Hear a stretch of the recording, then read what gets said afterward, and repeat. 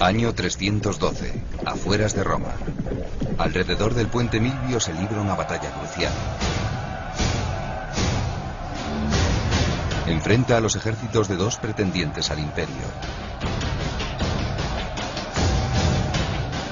No solo va a decidirse aquí la suerte de Roma, sino también el porvenir de los cristianos.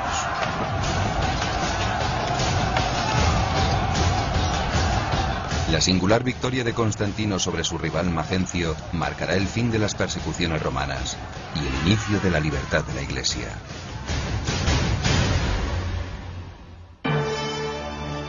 Este elegante arco de triunfo conmemora la gesta de Constantino. Él ya no será un dios emperador al que hay que rendir culto.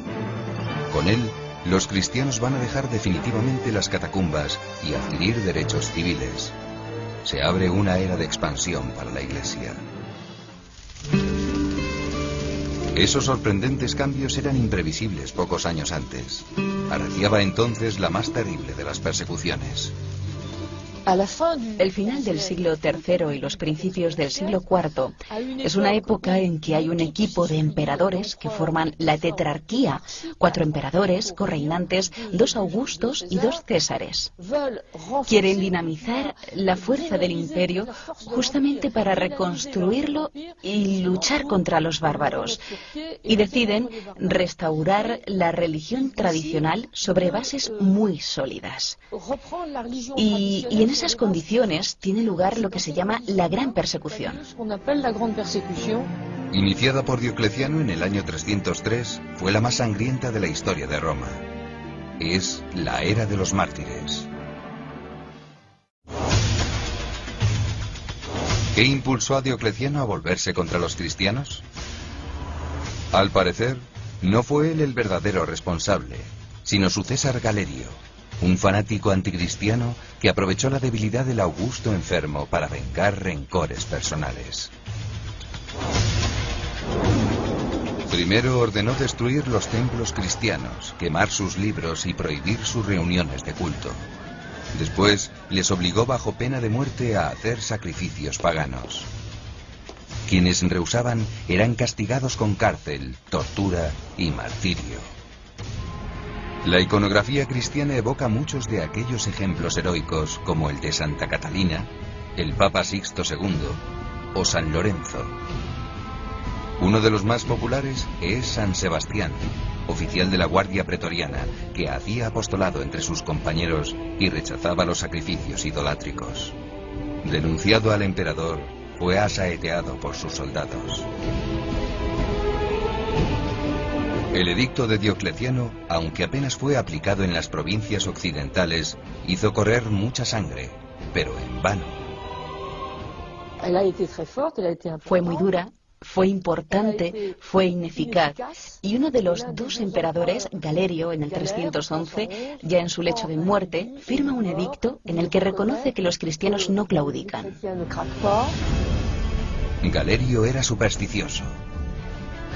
Había capitaneado una violenta represión contra los cristianos, pero al sentirse próximo a morir, quiso reconciliarse con el Dios de la nueva religión. Un cambio más radical aún está por llegar. En el año 305, Diocleciano había renunciado al título de Augusto. Tras diversas intervenciones del ejército, se nombran nuevos emperadores.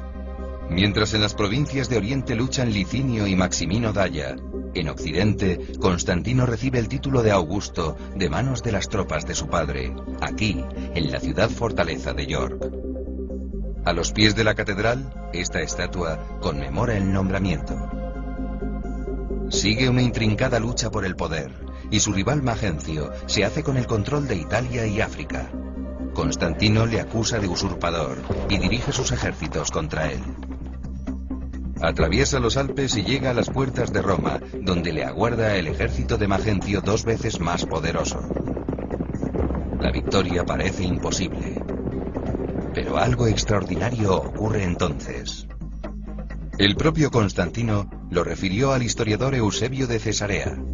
La víspera del combate tuvo una visión. En el firmamento apareció una cruz formada por las iniciales griegas de Cristo, acompañada de una voz que decía: con este signo vencerás. El emperador entendió aquella señal como una alianza con el todopoderoso Dios de los cristianos y ordenó pintar en todos los escudos y estandartes la señal celeste. En el 312, Constantino afrontó a su enemigo Magencio en las afueras de Roma, en Sasha Rubra, una localidad que está justo cerca de las puertas de Roma. En el puente Milvio lo derrota y Magencio muere.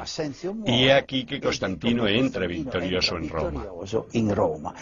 Esa victoria, que le dará el control sobre todas las provincias de Occidente, la atribuye a Jesucristo, a quien aceptará como su divinidad personal y protectora.